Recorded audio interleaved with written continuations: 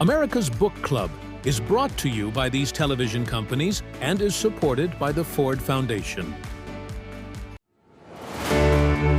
From the nation's iconic libraries and institutions, America's Book Club takes you on a powerful journey of ideas, exploring the lives and inspiration of writers who have defined the country, in conversation with civic leader and author David Rubenstein.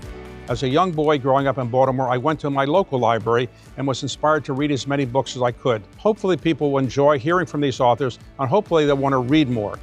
Now from the Library of Congress in Washington, D.C., a Pulitzer Prize winner and former U.S. Poet Laureate, who has authored several collections of poetry, including her latest, Playlist for the Apocalypse, Rita Dove.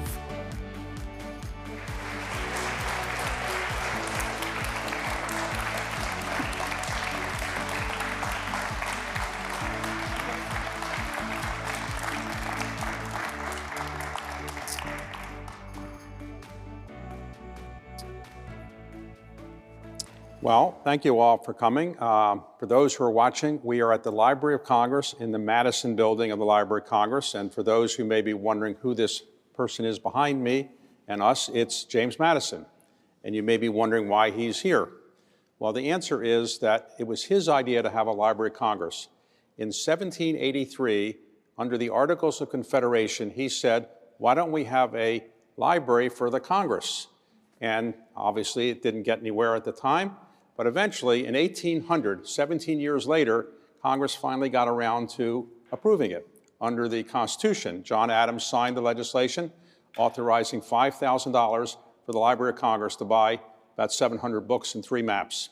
And so now, one of the 3 buildings at the Library of Congress is named after James Madison. We're in the Madison building, and we're very honored to have a U.S. Poet Laureate with us.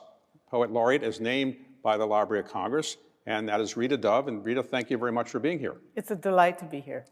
So let's talk about poetry. It's not a subject I can honestly say I'm an expert in, so I'll ask some questions that may not seem so sophisticated to you, but please bear with me, okay?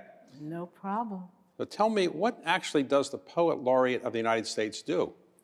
This question was one that I posed when I was elected or selected as Poet Laureate. I came here earlier in the year and just to look at the poetry office, and I asked 2 questions, which is, you know, what does a Poet Laureate do, and what is my budget? And I got a look of a little bit of confusion on both of those, because the position had been, up to that point, mostly honorific. I mean, most poets did not live close enough to Washington, D.C. to be able to be in this amazing building. Jefferson Building was where the poetry office is. And also because I was younger and I thought that this was a signal that I should be active. And I got a lot of letters from people immediately who told me what I should do.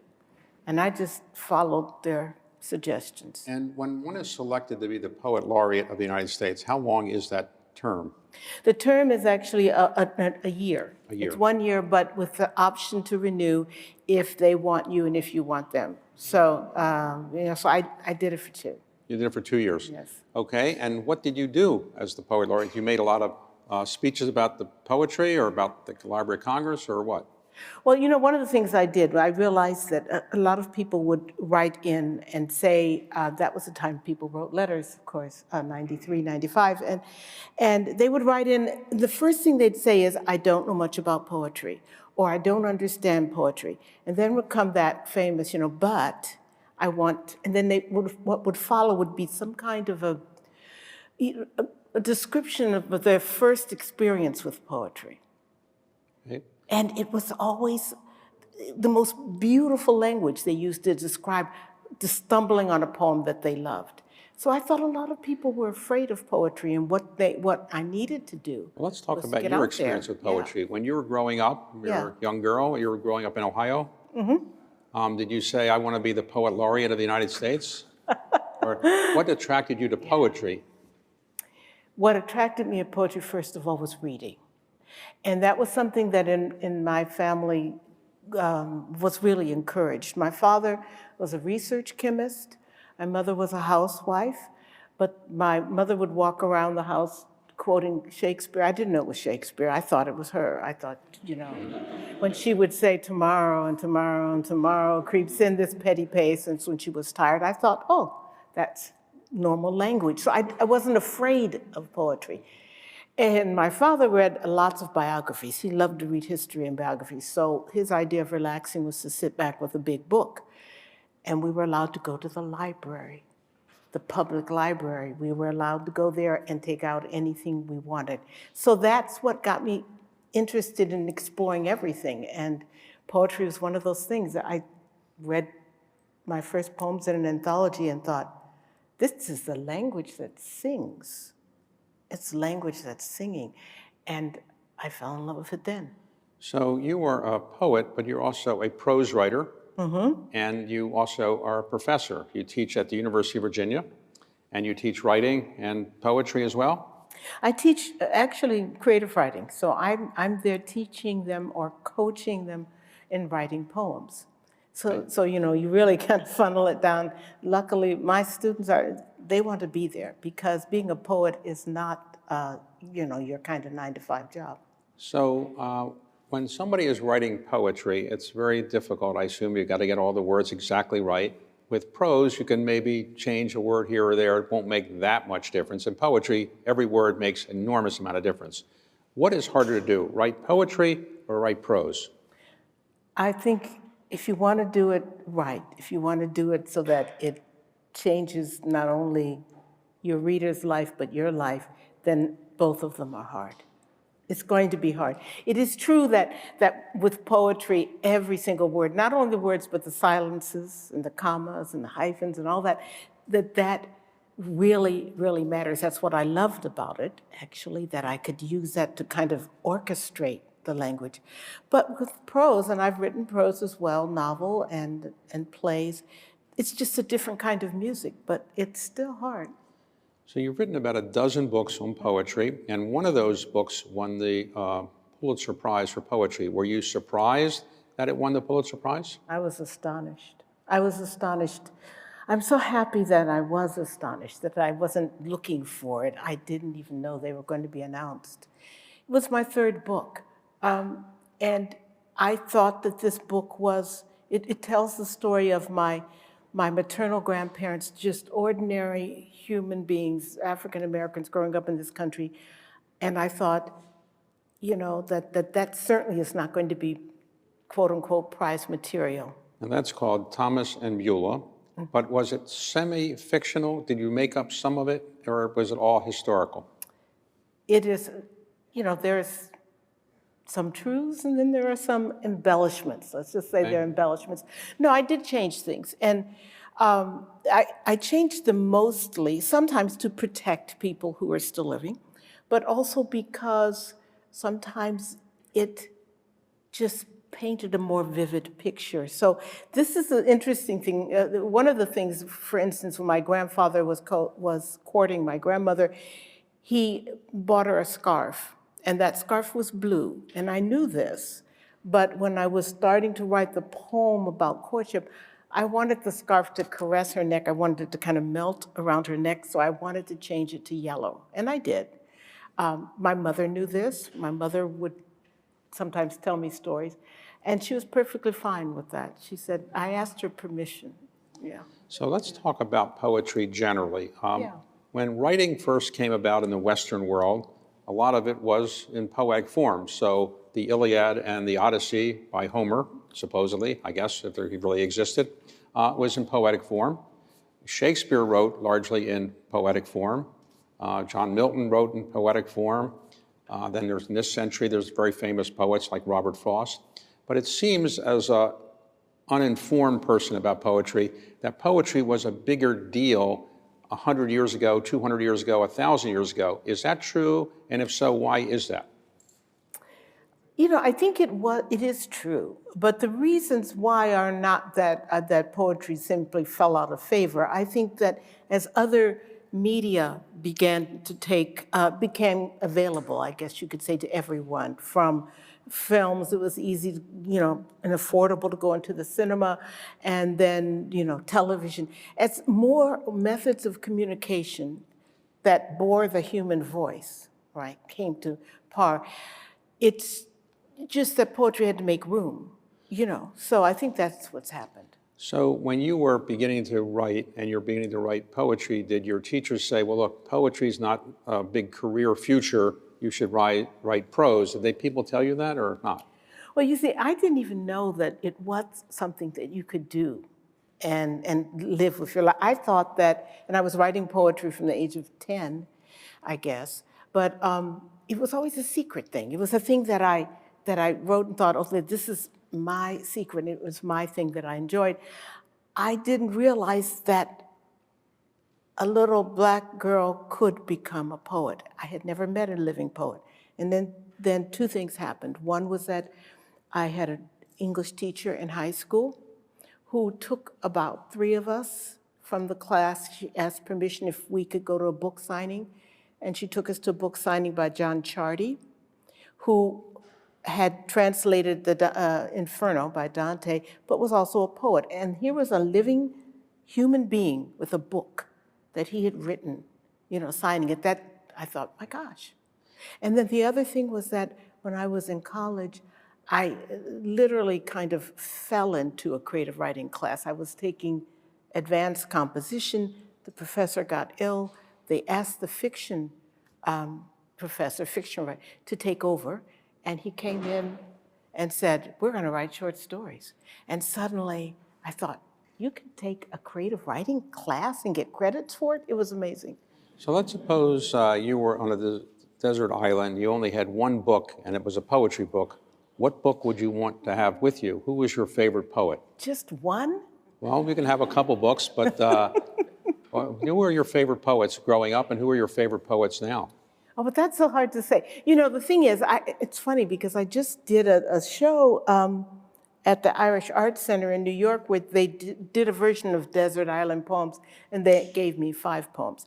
But I think that what I would ask for, if I only had one book, then I'd ask for the collected Shakespeare, because everything is in there. That if I only had one. And when I was growing up, that was the book that opened me up to all sorts of writing. It was my father must have gotten it at a used bookstore, huge 2-volume Shakespeare. I looked at that thing, it was on the top shelf, and I said, that's the biggest book in the house, I want that book. And so I took it down. No one told me that. I was about 10 or 11. No one told me you can't understand that. So I entered it just like a child enters language. You just figure it out, and no one told me. And there were plays, poems, everything was in there. And he still remains a favorite. Now, I can't really choose. They're like favorite children. Well, let me ask you, in most areas of human endeavor, we have made a lot of progress since Shakespeare, but how come we haven't come up with any writer who is better than Shakespeare? And do you think Shakespeare actually wrote this by himself, or did he have some friends that helped him?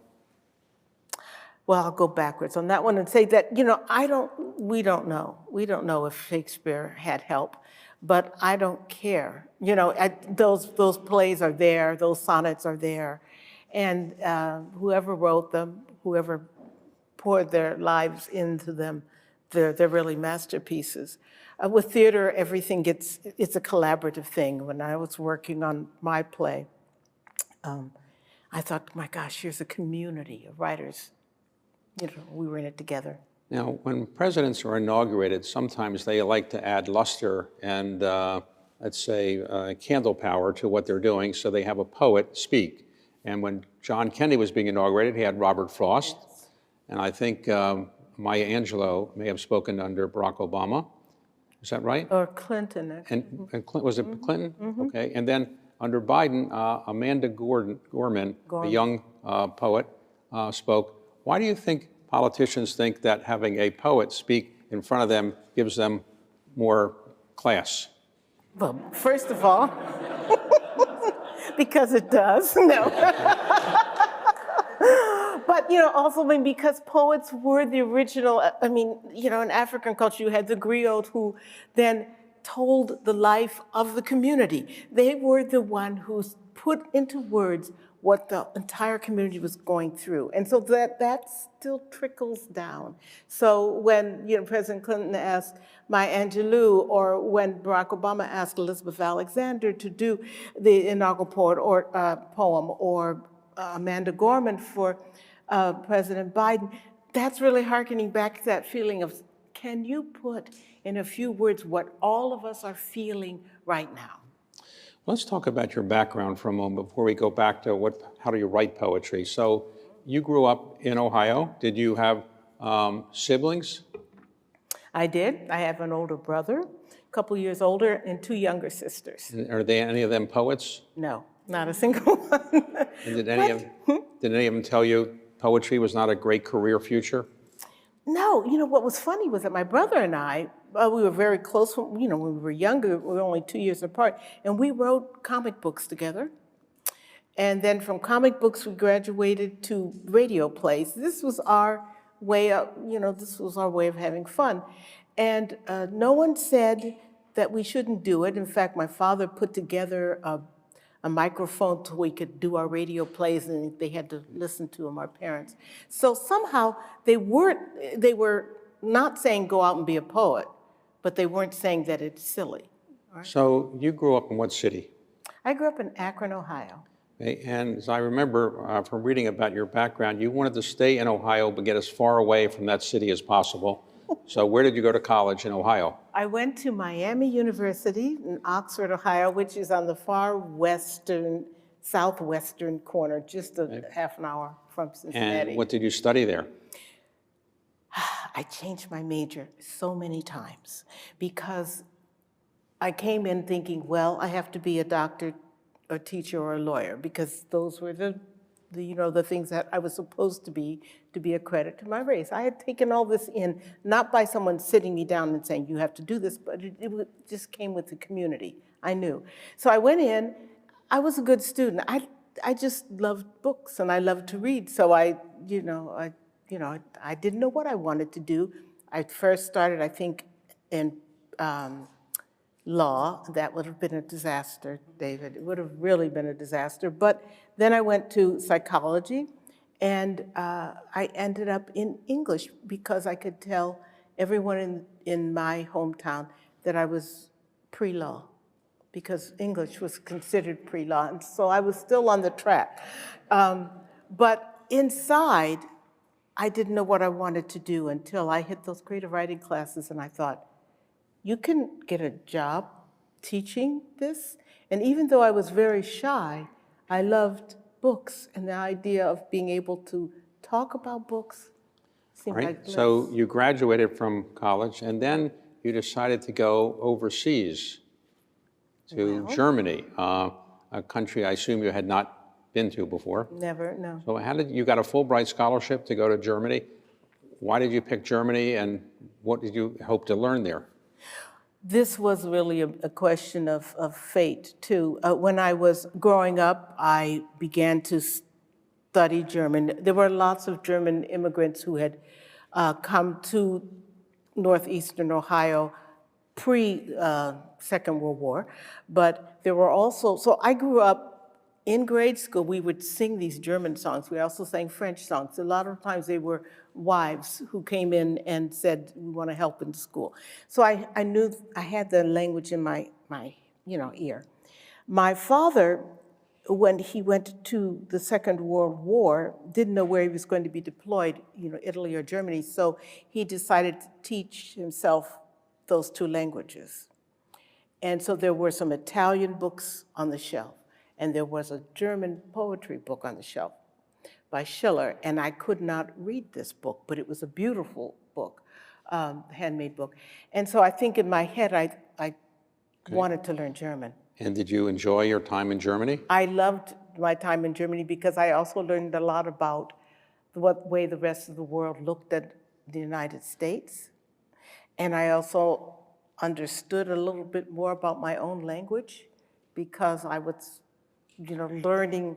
I knew German, but really understanding how the grammar worked. Did you emerge learning how to speak German from that experience in Germany in 1 year? Yeah, I did. I mean, I knew how to read German. I took German as my second language. You had to have a language in order to get into college. And I had a German professor in college who actually bugged me over the summer and said, you should apply for a Fulbright. And I'm like, what am I going to do in Germany? And he said, well, you want to see the world, don't you? He said, make something up, so. Hey, so you came back, and what did you do when you came back? Did you get a teaching job somewhere? No, I came back, actually, I had applied to graduate schools before that. So I had been accepted into the Iowa Writers' Workshop before I went to Germany, and I got it deferred for a year. So I came back to the cornfields. All right, you went back to the Iowa Writers' Workshop. Right. And you met a German there, and you Yes. married the German. Right? Yes, I did. I married the German readers. I married him. He was Fred Febon, and he was a novelist. And as part of the International Writing Program, and this was another program there at the university, where they invited writers from all over the world to come and to spend a semester and to give a lecture. I wanted to keep up my German. I volunteered to translate the lecture of whoever this German novelist was, and there he was. And you've been married now how many years? Gosh, I guess over 42? Something like that. something like that. Something Okay. like that. So after you finished the Iowa Writers' Workshop, what did you do? Well, that's the question, because there weren't very many jobs and in creative writing at that particular time. And so, well, my husband, Fred, said, well, in Europe, you can work as a writer. You can do radio reviews, you can all sorts of things. And so we went back to Germany for a couple of years. Okay. Eventually you came back to the United States and you taught at Arizona State. Yes, I did. And your daughter now is teaching there as well? Mm-hmm, yes. So you must like Arizona, your family. Well, pure coincidence, because, it's crazy. She spent the first 5 years of her life in Arizona. She's in visual and media studies, and though it is in the English department, but the job was there and off she went back. For the last 25 years, though, you've been a professor at the University of Virginia. Is that right? Yes. And what attracted you to the University of Virginia? It's an excellent school, but I'm just curious what attracted you to it. Well, I never thought I would live in the South, though people kept assuring me that Virginia is Virginia and not the South. Okay. But there was a wonderful magazine, their journal about African and Afro-American art and literature called Callaloo, and I knew the editor, and he was tasked with trying to recruit me because there were other people. This was right after the Pulitzer, and I had all these schools wanting me to come, and I just wanted to write. Leave me alone, I can't move right now. But when I came to Virginia to look at the school, there were so many wonderful minds there. And it also seemed to radiate. Here we have Madison, but Virginia, University of Virginia, we have Jefferson. And Jefferson stands kind of as a symbol of what democracy struggles with and with every day, the split nature of our democracy. And I thought, this is a place where I can really write something that reverberates throughout the country. Do students come to your class because they want to learn the art of writing, or they want to learn the art of poetry, or a combination of both?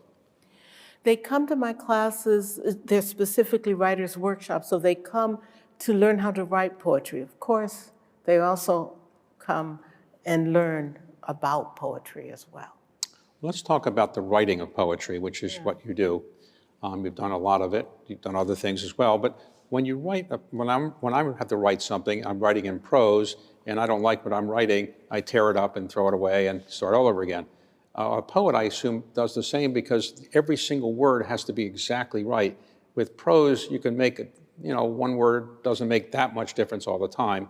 In poetry, do you ever have a situation where you're tearing up what you're starting with and starting all over again, or you just write without scratching anything out and just keep writing without any erasing or anything?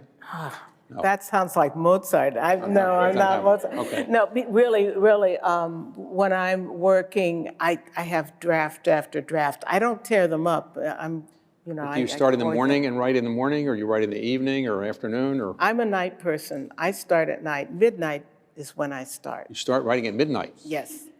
Wow. Till the best for me in terms of my whole just biorhythm stuff. If I'm writing at midnight and I write until the sun comes up, I'm happy as a bug, I tell you. And it took me years to realize that, because I thought, oh, you've got to do it according to rules. You know, you sit up, and I wish I were a morning person, but I'm not. So my image of a poet is that the poet is writing in longhand. Do you write in longhand? I used to write in longhand exclusively. I wrote in longhand. I have lots of notebooks, which, I scribble in.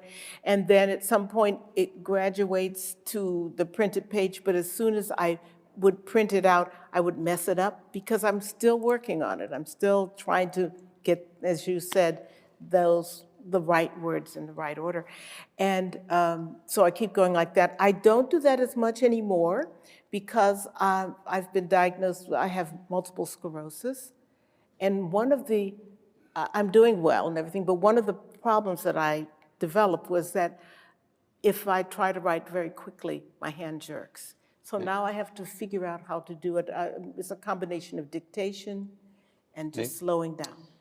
Now, when you write a book in prose, you usually have an editor, and the editor tells you what you did wrong and why it's going to be better this way or that way. But I don't know, with a poet, can an editor really edit poetry? Because you can't really say you don't have the right word or something. Does somebody really edit your poetry, or nobody does that? That's interesting, because I think that most poets have varying degrees of editor, let's say, intrusion or not. My editor for years was a wonderful woman at Norton, Carol Hook Smith, who came from the prose division, actually. And she was great. She was very hands-off. She just let me do what I wanted to do, and only when the final manuscript was, she might ask. She would ask, do you think that this poem is in the right place? Delicate questions like that, which made me realize the poem didn't belong there at all. And my editor now, Jill Bielowski, is wonderful. She's much more hands-on, but also very delicate. She's also a writer. She's a poet and a novelist, so she understands how to ask those questions. The real editor for me is the copy editor, who comes in there and asks the questions of a layperson, like, this hyphen is not grammatically correct. And then I get to argue why I want that hyphen, at least to myself. Yeah. If you have won the Pulitzer Prize in poetry and you're the poet laureate of the United States, is somebody really going to edit your poetry? And I mean, doesn't it take a lot of gumption to be able to say, I'm editing the poetry of a poet laureate of the United States? What do you say to them? You ever say, by the way, I'm the poet laureate and I won a Pulitzer Prize? You don't say that? I don't say that, but I will say, no, it's got to stay as it is. And one of the biggest problems or things that I struggle with is exactly that no one will tell me if it works or not for them. So that I tend to take a lot more time now before I show it to anyone. I want to make sure it's really what I wanted. My best editor is my husband, who is a prose writer, and who will come in there and look at it and say, I don't know about that, And then we have rules, because we do look at each other's work, but our rule is that if given something to look at, we cannot respond for 24 hours. Oh, really? Yeah, you have to just... That's how you stayed married for 40-some years. So what about he's writing something? Do you ever edit his things and you say, he says, I don't know about that, or something like that? I mean, do you ever say the same things to him that he says to you? Yes, absolutely. Okay. So let's talk about what a poem is.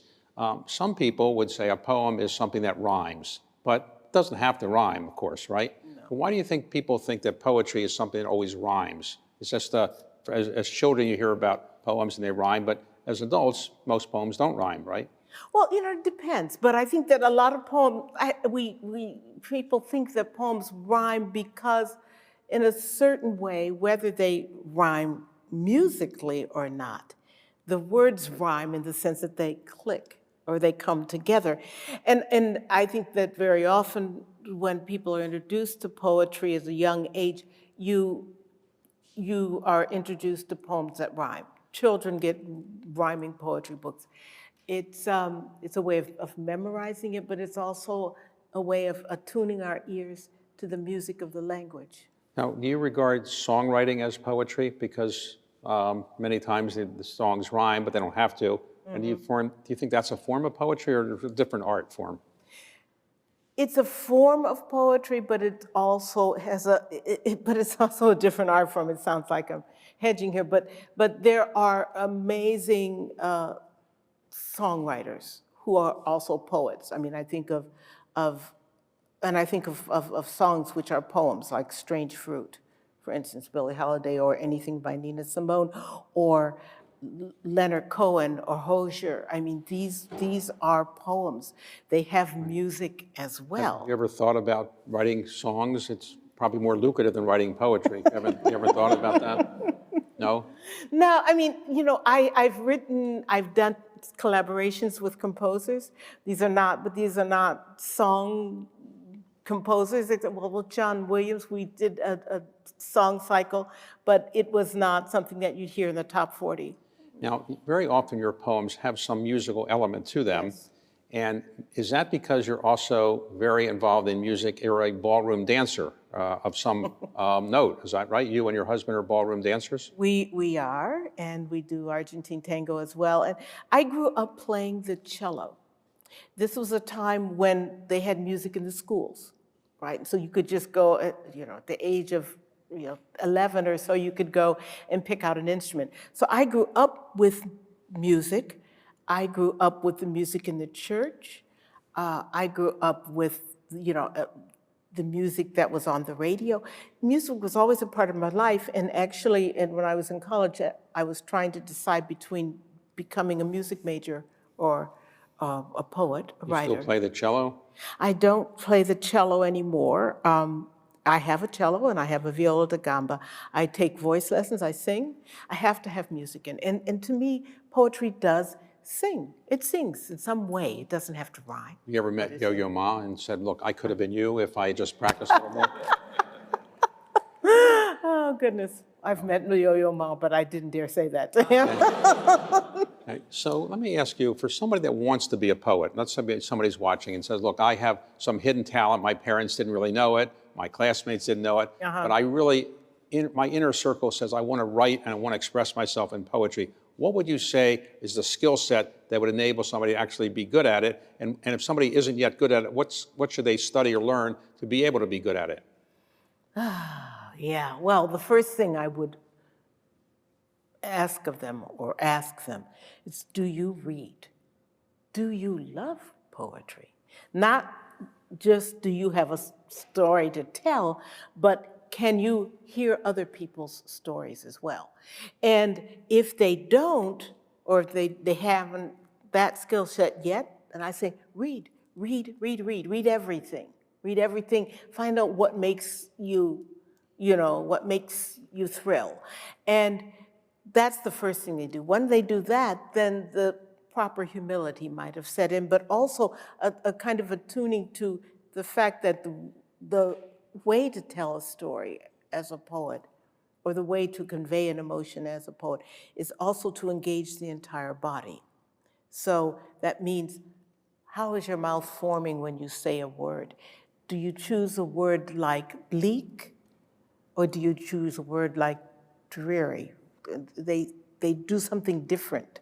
And part of that is the sound of it. Part of it is the way it comes into your mouth. So if you read, and you read sometimes to yourself or aloud, you get that feeling. That's the first thing they have to try to do. So would you recommend this as a career to people, or would you say have a fallback because you might not be great as a poet, and it's hard to make a living as a poet, I assume? It's impossible. Well, you can be a professor, but not as a Yes, full-time but not poet. as a poet. It's hard to make a living as a full-time poet. Yeah. So when a poet like you writes a book, you expect to sell copies, but there's no bestseller list for poetry, I assume. Well, very rarely. I mean, I could not earn my living from the sale of my books. Okay. No. So But let's that's talk not about why I do it. an issue that we haven't talked about yet, which is race. You grew up in I would guess, a somewhat segregated environment in Ohio. Was that fair? It's fairish. And when you went to college, you were not, along with a lot of other African-American girls and boys, right? I tended to be the only one in the room, yes. One. Yeah. So do you think that that situation helped propel you forward to some way because you wanted to prove you were so much better than some other people might have thought because they didn't take you seriously, or you don't think that had anything to do with your success? Well, I do think that it had something to do, certainly had a lot to do with my sensitivity, because I realized that inside of me there were all of these worlds and all of these thoughts and interior, emotions that I had not seen expressed in poetry or, even in fiction very often. And I kept thinking, there is this, I am more than, how do I say this? I guess I could say that I am an entire human being. Look at me, see me. And so something like Ralph Ellison's Invisible Man really struck me. It wasn't that I wanted to prove that I was better. I wanted people to hear me and to know that I acknowledge me and to see me truly. And the way to do that for me was to write poetry because I loved it so much. And you married a man who was not African-American, and was that a challenge at that time when you did that in your community, or was this not a real big deal at that time?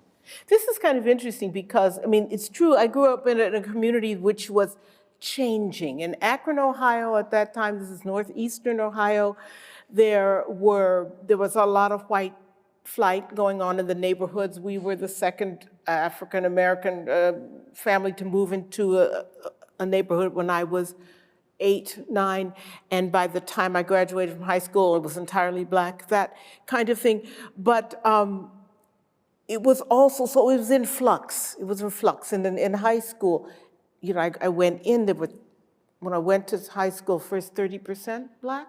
When I left, 70%, that kind of thing.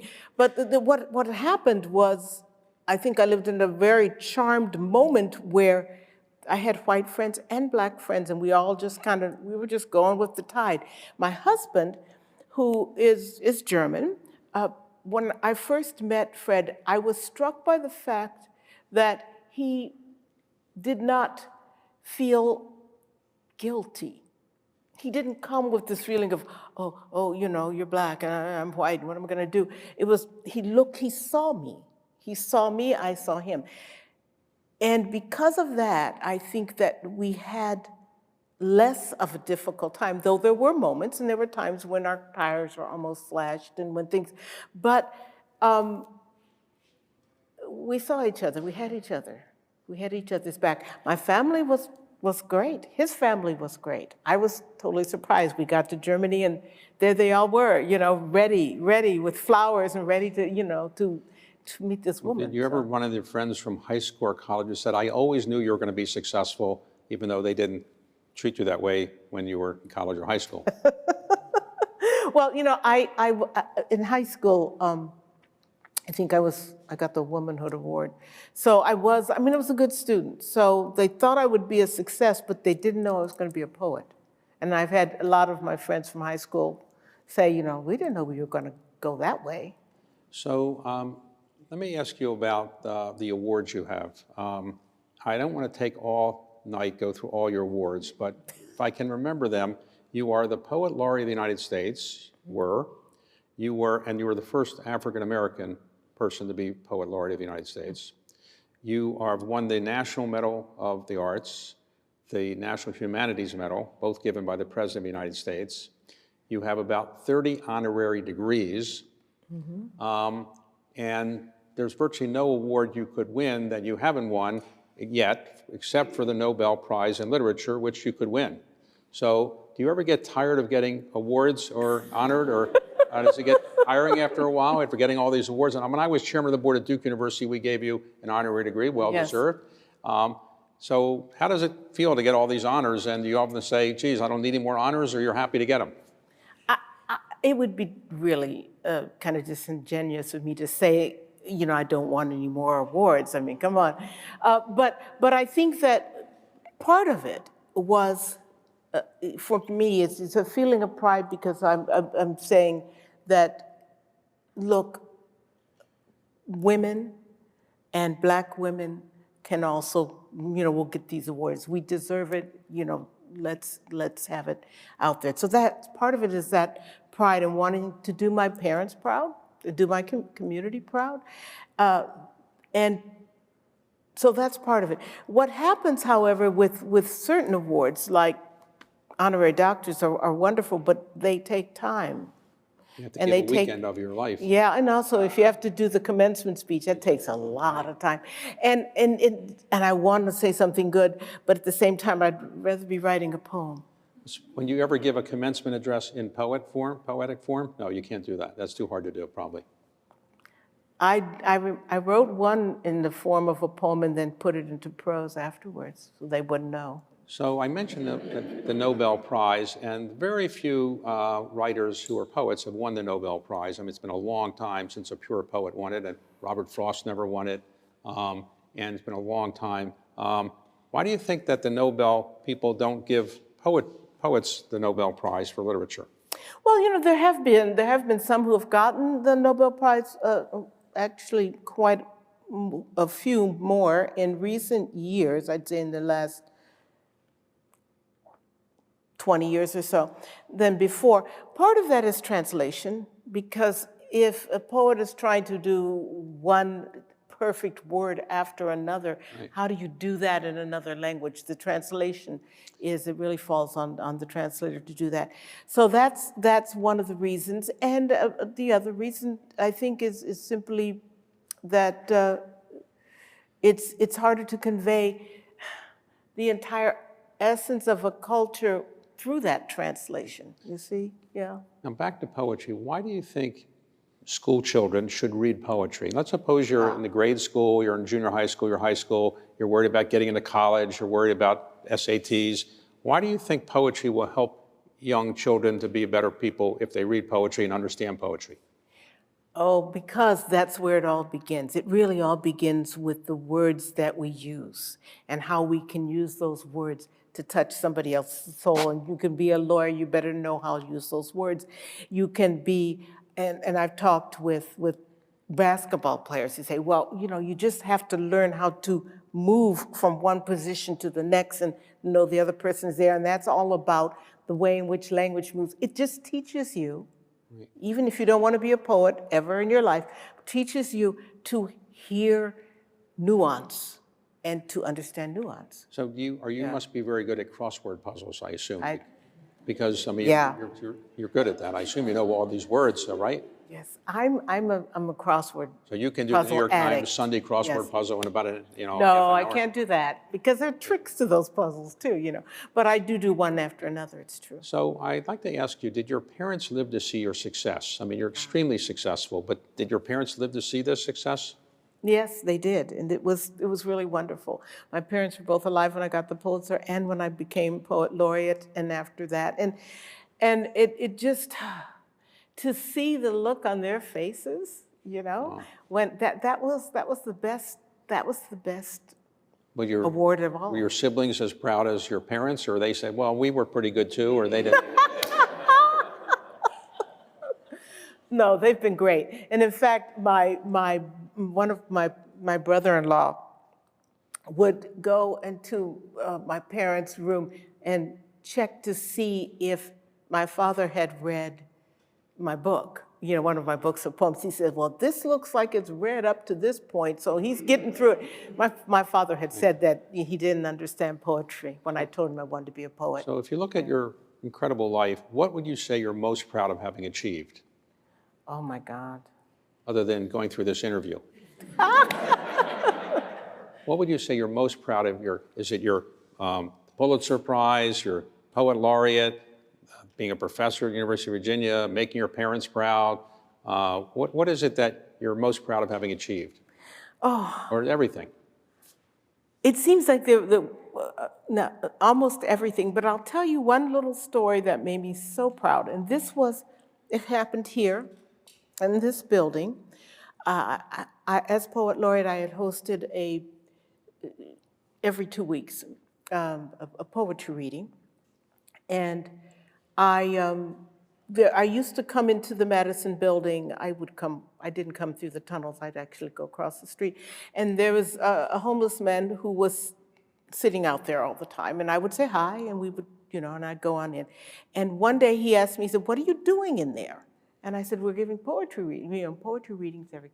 And I said, "It's kind of fun. You should just come on in." And the next time I went in there, he was there in the back, but he was there. And he came to every reading after that. That was a great moment. You beat that. So for people that aspire to be like you, all the things you've done, if somebody's watching and say, "I want to be Rita Dove, I want to be a great writer, a great poet," what would you say they should do to prepare for it? Is it be good in English if you're America? Is it to be a good student? What are the skill set that you would tell somebody that they should get if they want to aspire to have a career like yours? First of all, I would tell them not to aspire to have a career like mine, but to aspire to be the best damn poet they can be. That their poet, not me, but them. And in other words, if you're thinking, oh, as a young person or something, I want to become a poet laureate, you're not going to make it. Because that's not what you're doing as a poet. I think as a poet, you're not thinking, oh, well, this will please everybody. What you're doing is just trying to get the most troubling and conflicting things out and hope somebody else takes it in. So if somebody is watching and they're saying, okay, I think I can see why she's been successful, but I don't know if I really care about poetry that much. What would be the most important message you would convey, let's say in one paragraph, to people watching about why poetry is important to humanity, to them, and why people should care about poetry? It is difficult, I think, to try to convince someone to care by talking about why one should care. I think the best thing to do would be to find a poem that would speak to them. Don't even tell them it's a poem. Just let it speak to them, read it to them. And when they say, "What was that?" you say, right. "Hey." So have you ever thought that when you get cards from like Hallmark or something, they always have poems in there? You have to wonder, are these poetry students who just didn't quite make it? So they got that job? But I mean, they have some nice poems. Sometimes you get these cards, they're okay, but not Pulitzer Prize quality. But Well, one place where you can tell the poets are at is when descriptions on coffee pods and wine. A lot of the wine descriptions, and in fact, I had a student who became a sommelier, so when poets gather together, let's suppose, I assume you have gatherings of poets from time to time, what do they talk about? Talk about prose books they read, or they talk about poetry? What do they talk about? Gossip about poets, or what do they talk about? Well, there's gossip, of course, but it depends. It depends on where you're at and who you're with. You could be with, I could be in a group of poets. I'm thinking of a gathering recently with Furious Flower, which is a group of African-American poets. And that topic went all over the place. It was, from poetry to who does this or that to what you're wearing and what the, latest dances. We're people, we're human beings. And so we're going to talk about all those kind of things. And very rarely do you sit there and talk about stanzas and things like that. You might talk about commas. So as we get ready to enter our 250th birthday, Yeah. Thomas Jefferson wrote some sentences that may be among the most famous sentences in the world. They might not quite be poetry, but they're lyrical. We hold these truths to be self-evident. Do you ever think about whether Thomas Jefferson could write poetry? Because he wrote it in prose form. It was very lyrical and very poetic, not quite poetry perhaps. And what is your wish for our country as we get ready to celebrate the 250th anniversary of our founding? Well, actually, those very words, which are very poetic, I agree, we hold these truths, which has a double meaning, to be self-evident. And then you've already established something as self-evident, though it isn't. Really, not in our world today. But I would hope that all men are created equal. If we could get that one sentence down, man, we'd be on the road to success in this country. I hope we can get there someday, and hope sooner rather than later. I want to thank you for a really interesting conversation about poetry, and I'm going to start reading some more poetry, okay? Yay, okay. Thank you very much. Appreciate it. Thank you. Okay.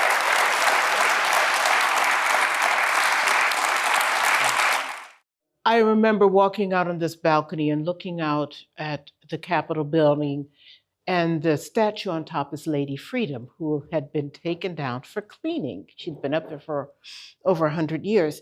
And in that moment, this was right at the beginning, before I became poet laureate, but was, about to step into the office.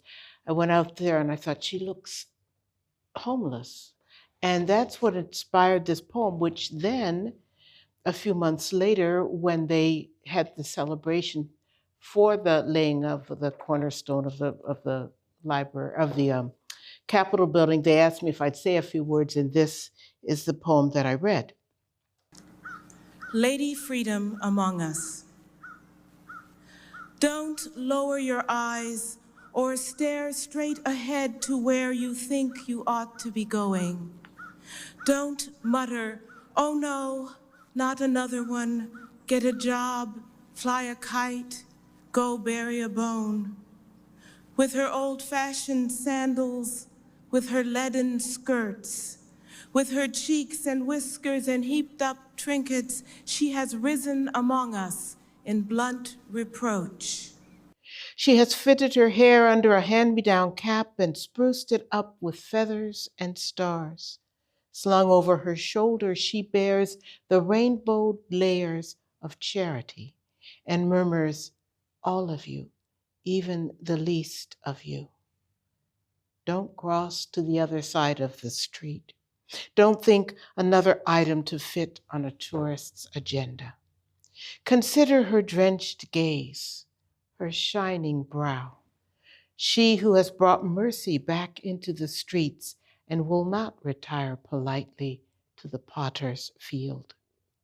Having assumed the thick skin of this town, its gritted exhaust, its sun-scorch and blear, she rests in her weathered plumage, big-boned, resolute. Don't think you can forget her. Don't even try. She's not going to budge. No choice but to grant her space, crown her with sky, for she is one of the many, and she is each of us. Poet Rita Dove viewed artifacts from the Library of Congress's archive. Hello. Hello. We're going to actually start at this We're going to start here, so I won't look until we get. Hello. Hello. We're so glad you're here. It's so great to be here. I'm Barbara, and this is Elizabeth. We're both from the manuscript division here at the library. And all of the things on the tables are mostly poetry, but other writings too. And we hope you'll enjoy seeing them. I've been looking forward to this. Good. This is so good. So the first thing you'll see, it's Walt Whitman. Oh my gosh. And two very important, the beginning and the end of Leaves of Grass. So the notebook is one of his many little pocket notebooks that he had a habit of carrying as a journalist, but he also used them to write trial lines of poetry. And these are the trial lines for crossing Brooklyn Ferry. I too have, oh, look at this, and then the dashes, because he's not sure what to put in there at that moment. That's Incredible. It is That's incredible. just And it's this amazing. very Look at famous passage about, what is the distance between us? Distance avails not. this. Yes. Is it 500 years or is it 1,000 years? Look at that. There it is, manners. It is. And That's incredible. the other thing is that 1892 is the title page for the deathbed edition. So 1855, the very first thin, and then he revises and revises and revises and adds more poems and changes how they're configured. And the final edition he creates is the 1992, and you can see how he had meticulous control over everything. It was always revising. So all of this, the red all of and the, the yes, black all the handwriting is from him him. changing it and pasting it up. And then I was so moved when I read the poem that he chose to paste on the title page at the end. He dies very shortly after this in March of 1892. Oh my goodness. But it's Come, said my soul, such verses from my body, let us write, for we are one. and the notebook is all about the body and the soul. Yes. And that this is the essence of the poem. It must have the body and the soul. So he started with it. And then he also, And then he's saying, "You will see me again." So it's the sentiment we are of crossing seeing it, Brooklyn yes. Ferry. This is fantastic. It's amazing, It is isn't it? truly, truly fantastic. Look at this. Oh my goodness. And so, wow. Okay, I'm speechless already. Okay, the next, Frederick Douglass. So we have a theme of revision, and as you know, he wrote 3 versions of his autobiography. Yes. So the narrative was the first, was very instrumental in moving people in the abolition movement, both the United States and in Ireland. And then he did My Bondage and My Freedom, and then the last one was The Life and Times of Frederick Douglass, which he did at the end of his life. And what's special about this page is one of the things that he could do in this last version that he couldn't do before is tell the detailed story of how he escaped from slavery. Because before the war, of course, he couldn't give away how they did it. How they did it, because others would come. That's as right. well, Or they yes. would know. He did it by wearing a sailor's uniform and using sailor's papers so that he borrowed from someone else. And he was nervous because he didn't really look that much like this person, but they didn't. But that's how he got through. But they didn't want other people to say, now we have to check all these sailors' All the papers. sailors, right. And also if they caught him, the person who bloomed in the papers would, suffer. Would suffer, yes. Yeah. Wow. So finally he got to tell the He whole got story. to tell, he had to keep it secret And, unto them. he doesn't name the person, but he's basically thanking them. Yeah. This is such an amazing penmanship too. Yes. And you can see too, he's revising. as he goes along, Yeah. yes, of course. See more with Rita Dove and the Library of Congress's archive on America's Book Club, The Treasures, available at cspan.org/ABC and C-SPAN's YouTube page.